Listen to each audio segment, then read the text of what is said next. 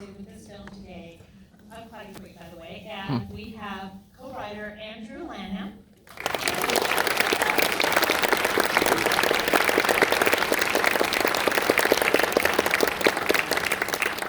and actress Kayron Kendrick, who plays Vinny.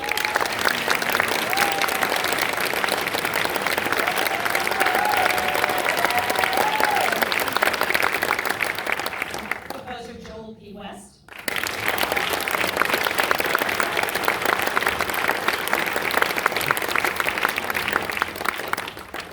Wonderful actor Rob Morgan. Film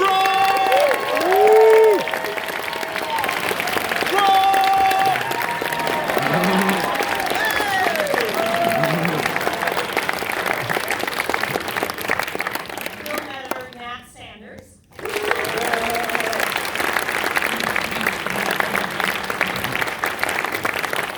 And last, but certainly not least, Jamie Foxx.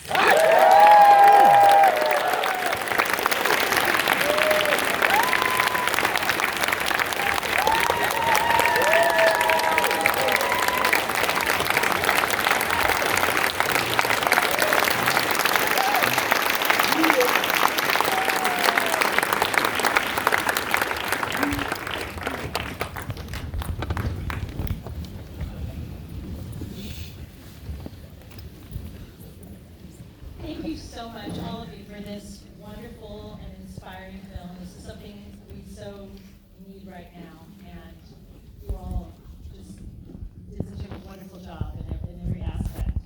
I'll start with Jamie. I wanted to ask you, Just a second, let me get myself together. I just let the tie cover. I don't know what's going on here. Okay. People of color suffer far too many wrongful arrests and mass incarcerations. And I see this film as being about ultimately how justice wins and fairness wins and freedom rises, about how good people do the right thing and ultimately prevail. It's a very inspiring movie and has the potential to change minds and hearts. Thank you for making this, and I've heard of films being referred to as empathy machines. I think Roger Ebert said that. Is that what drew you to the part of Walter McMillan? Was it the theme of justice, or what specifically drew you to this film and to this part? Well, I thank you for that. I think it's a combination of things. First of all, the people that are involved. Michael B. Jordan, I can't say enough about him. Putting this together. And also with Brian Stevenson's story. It's amazing, but the reason that it's something that you do is because there's so much work left. It's so much work to try to change perception. I mean, Walter McMillan is guilty of our perception. I mean, when you see a black man, unfortunately, that was 1986, and still now today, you see a black man. What is that? What makes people feel the way they do? I used to do a joke called, and what that was, I was in Chicago, and I was in a hotel. It was, very well-to-do, mostly white people in the hotel. And I get in the, can they turn this up?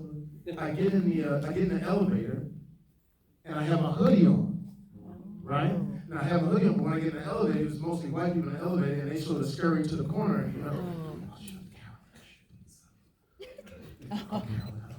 whatever. I was like, and then finally someone had enough courage to lean over and look beyond the hoodie and saw that it was me, and they went, "Oh, it's you."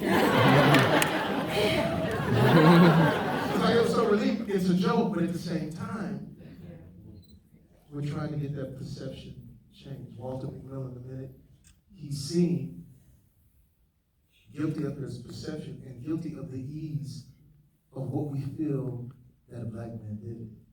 We were able to sort of accept that. And so taking on this film,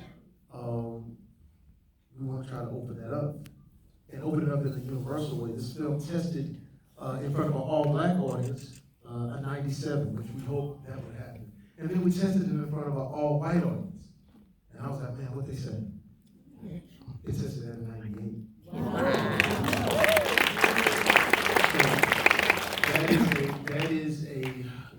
That is a testament to all of the great people here. Michael B. Jordan, Destin, who put it together. I think we all feel great about it. Karen, I wanted to ask you, because it's so rare that Hollywood really has complex female characters, and you got to play somebody who was allowed a lot of complexity. And I want to ask you about the concept of forgiveness, because it's easy to champion somebody who's blameless, but she champions her husband after, or is right there for him after he cheated on her, but she knows that he was an innocent man wrong. And how did you feel about playing that character, and what drew you playing her? When I saw Lady McMillan's image, when I saw the video of her after he has been released, after he's been exonerated, when I read the script and it was all there, I leapt at the opportunity to share a woman in a way. First of all, I thought I knew her. When I saw her, I immediately saw my grandmother. I saw my aunts and my mom and the women in my community who understand the importance of choosing to love. Love is a choice. She doesn't do what she feels, she does what she must do. So when I saw her, I saw that. And I just wanted to share her in a way that was complex, that was human. You know, she's strong, but she's also afraid. I think it's important that she stand in the space where she stands, because it kind of opens the door. It kind of lets other people know that it's okay to support him. I support him, I love him, I forgive him, I'm standing for him. So it's okay for you to do that. It's okay for you to show up. It's okay for you to testify. It's okay, you know, and I think her presence stands in that gap and fills that space and lets the people know it's okay. And to your point, I had not seen a Southern Black woman be able to be herself. She was able to stand 10 toes down in all of her, we use my hair. But in all, yes! Stand 10 toes down in her press of curl. Blue magic, we got some blue magic for y'all. But she was able to be fully who she was without apology, and to stand in love, for love. And I just felt that, you know, it was such a wonderful, thank you for these words. It was such a wonderful, wonderful opportunity. Well, since you brought up his words, I wanted to ask you about that wonderful speech that Michael B. Jordan gives in the courtroom. How much of that was actually in the original book written by Brian Stevenson, and how much of that was yours, and how did it feel it must have felt like a bit of a challenge to take somebody who is living and create this character based on someone whose work is so impressive. Pretty much all of the words, especially in the speeches at the end of the movie, are directly from Brian.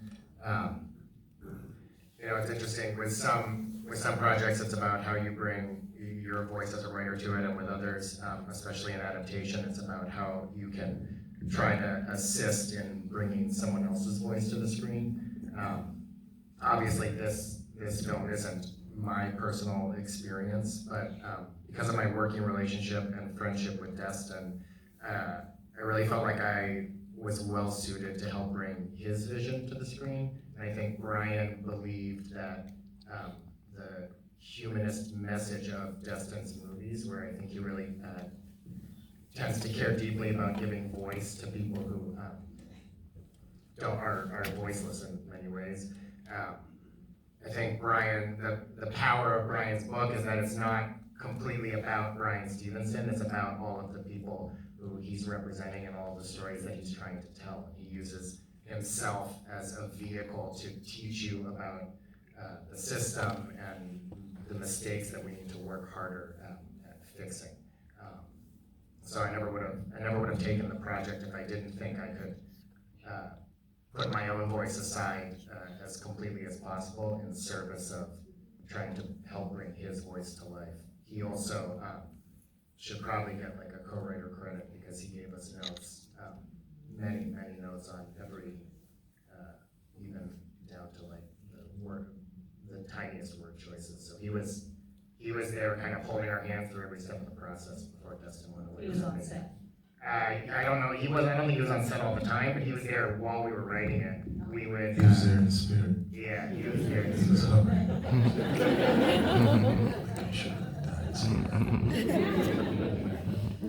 Rob, I wanted to ask you that because your role is so gut-wrenching, the range of emotions that your character goes through.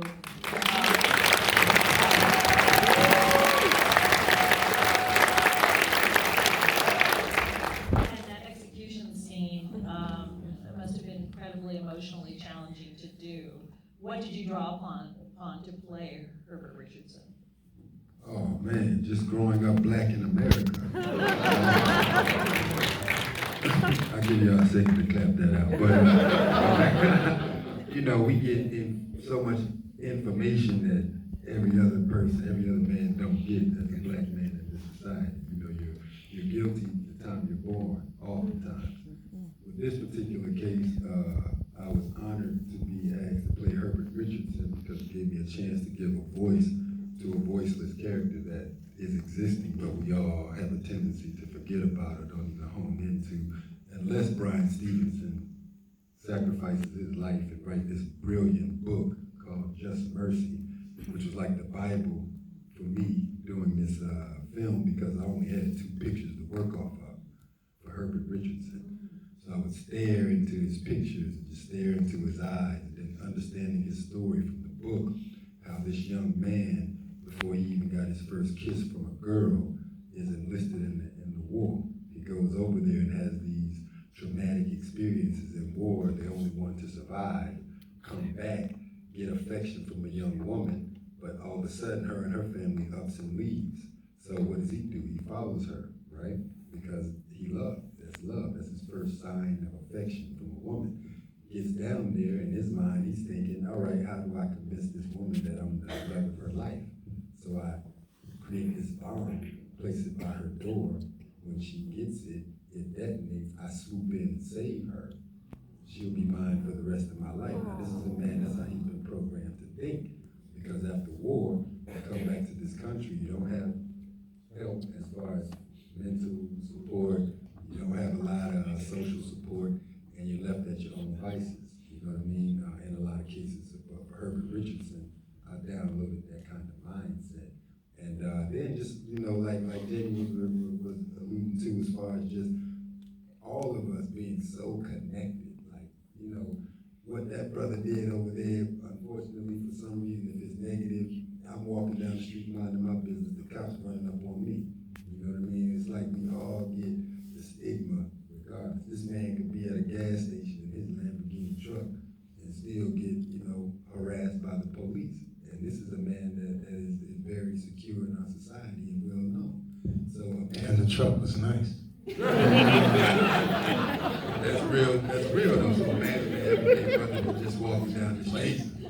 But it's true. It's like, you know, we were talking about this yesterday. It's like 2 days ago, I'm riding in a very nice truck, you know. It's a Lamborghini.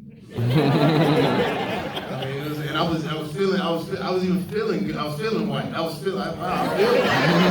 feel white in this Lamborghini, and the Lamborghini happens to be white. So I was like, I'm double white. Pull up at the gas station, feeling safe, and a police officer on a bike pulls over, and he sees me, and I speak to him. He's at the gas station. I speak to him. So I say, hey, you know, how are you? I thought for sure he knows me because I'm doing. Does he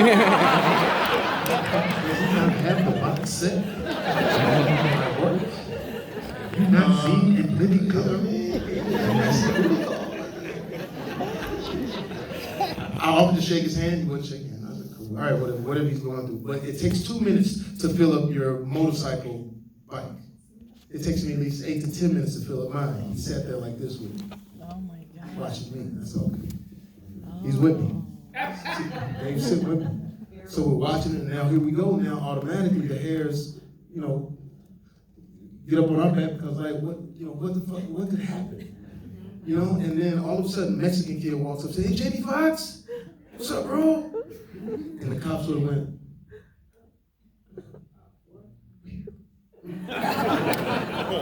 I say it as a joke, but at the same time, it's every single day. You would trip out to live inside of us sometimes because, and what's interesting and what's great about Brian Stevenson is the fact that he continues to ring that bell. He continues to say that it's still off, while sometimes we become fatigued. Maybe it's too much. You guys are complaining too much. But as you can see in this movie, the perceptions can be detrimental. He continues to work with Equal Justice Initiative in Alabama now, right? You grew up in the South, Jamie. You grew up in Texas. So how did that help inform playing this role too? Well, different from, I'm not for sure where everybody was from, but me being from Texas, of course there is a racial component in Texas where I'm from, Terrell, Texas. I don't know if you know where that is, but it was the only city when a guy by the name of, I believe his name was Barack Hussein Obama became president. It was the only city that didn't put him on the front of the newspaper. So everybody rushed to the newspaper, whether you voted for him or not, it's a keepsake, right? Not on the front. When CNN interviewed them, they said, why didn't you put him on the front of the newspaper? He said, well, listen, we were on a newspaper, not a scrapbook. And so, I still love where I'm from though. I still love the fact that it's not just those people. With a massive question, just hang it out there. Sure. If you're a Oh, you from Terrell?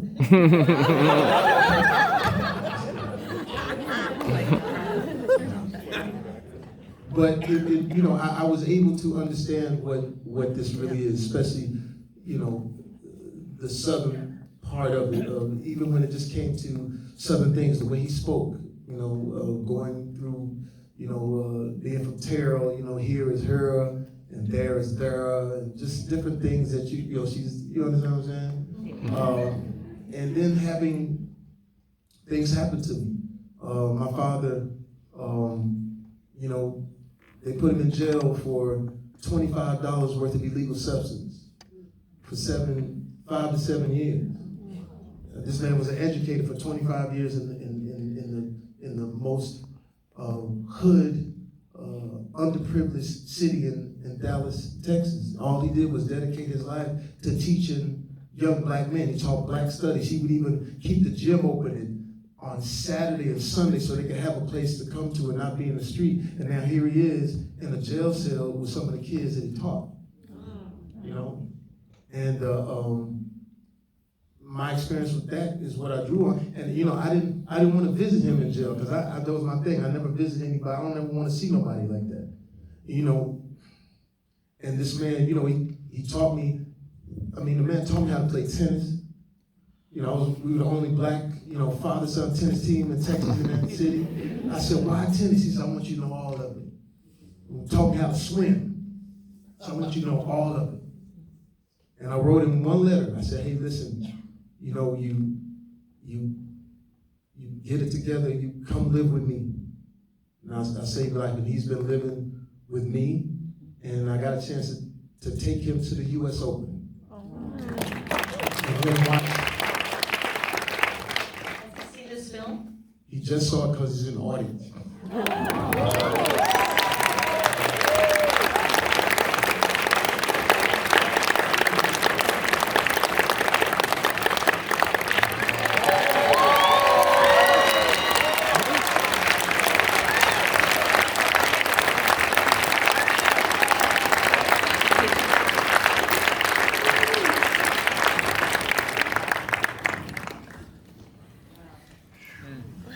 That's what attracted me to this, because one, we see these black men in these terrible circumstances, but at the same time, you can't help but get in touch with their humanity and them being human beings and desiring and wanting love and affection and wanting to be seen and noticed, even though they're in these circumstances.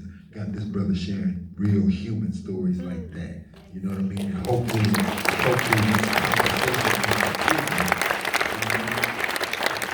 thank you for sharing that. That's what struck me so much about the three of you, the roles that you played in prison there. You see the humanity and the depth of their characters. So many times we see sort of stereotypical prisoners or just very limited, one-dimensional figures, and you all have so much depth. And as a writer, did you feel that that was something you really wanted to focus on? Yes. I think the genius of Brian's message is that it gives representation and teaches about the things that need to change in our system and our society. He also delivers it in a way that's palatable for, I think, your average white middle-class American viewer anywhere in the country. He has a way of making his message of we need change, but also that we have to keep hope that change will be possible, relatable to everyone. I think that's incredibly hard, especially in like the divided world of today. I have a close family member who's very, very conservative. We don't agree a lot on a lot of things, but we're very close. And he read the book and he told me afterwards, he said, I just didn't know. I just didn't know. And he didn't change his mind about 90% of the things that we disagree on, but it changed his mind about the death penalty. And I think that the ability to open a mind that might be closed in some ways is incredibly powerful, and hopefully we were able to translate some of that That's power. what you hope films can do. Joel, I wanted to ask you about how do you go about scoring a film which is about empathy and compassion and justice and such vital issues. Were there other films that you referred to as reference, or how does one approach that? You know, the reference is the same as just the book and Brian's world. Just trying to figure out what Brian's musical world was. But I think for me, we realized pretty early on that the commitment to this in the movie is just the truth and to just be as raw as there's not a lot of opportunities to put a story like this out there at this size, and so I kind of we knew it was going to be kind of a raw, not the most fun, it's not a popcorn movie, and so just wanted to find a way to bring some beauty and some dignity to these characters and some humanity, which is what I think Brian does so well at. What these three, it's crazy, just how much you connect with them as like a family member when you watch this movie. So I really didn't know where to start, but Brian's a musician and he's a super good pianist. He's crazy good, and he's a music appreciator too. And I think music has been fuel for him in his work.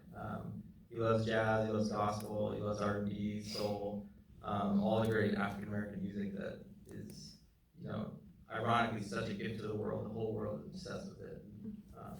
We have this movie that shows how people of color are treated in this country. And there's this sideshow of amazing music that I think has been part of Brian's movement and his work. So we wanted to try and find a way to bring some of those elements in, but there's also a lot of conversations early on about making sure that it was clear that this movie is not about something in the past, even though it's, it does take place 30 years ago, but nothing has really changed, and so our executive, Nigel Kirkendall, had pointed out she really wanted the music to feel fresh and feel young, and so ultimately I wrote some music with just a lot of room for interpretation, and we went out and found 4 totally incredible musicians who are currently playing kind of very new, fresh music in the jazz, R&B, hip-hop world.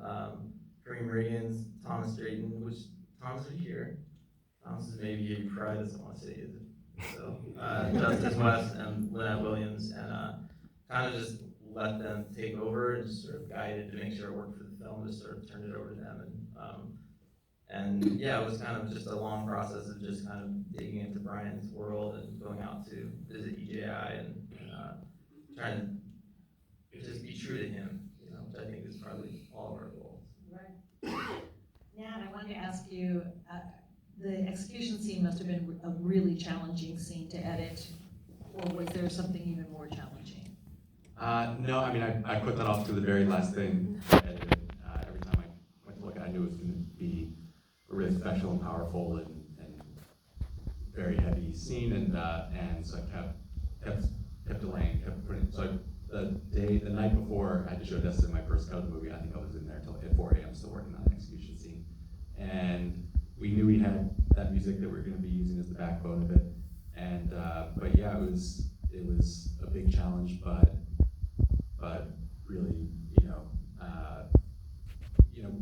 I connected so much to Herbert's storyline, and it just, I mean, still the 75th time watching the film, he still makes me weep every single time I see the movie, and so we really wanted to make the audience feel that. I mean, as the editor, kind of part of my job is to be that objective person that wasn't on set, that didn't know that this shot took 4 hours to take, and it's really just about, for me, I was trying to really just tap into the first time I read the book, and it just hit me so hard, and so I just wanted to be able to be the cipher to translate that, to help translate that to the audience watching the film.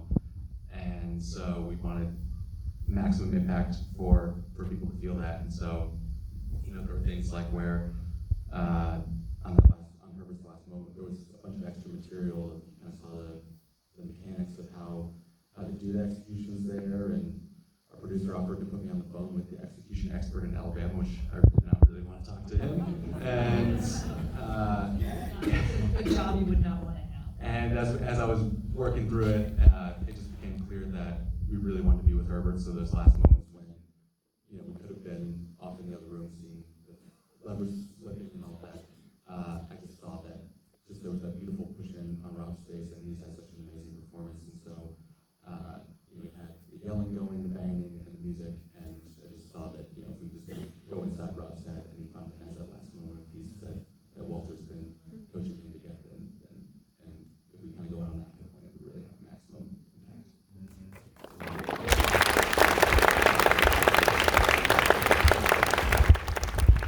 I want to ask all of you if you felt changed having met Brian and having read his book, and sort of what your reaction was.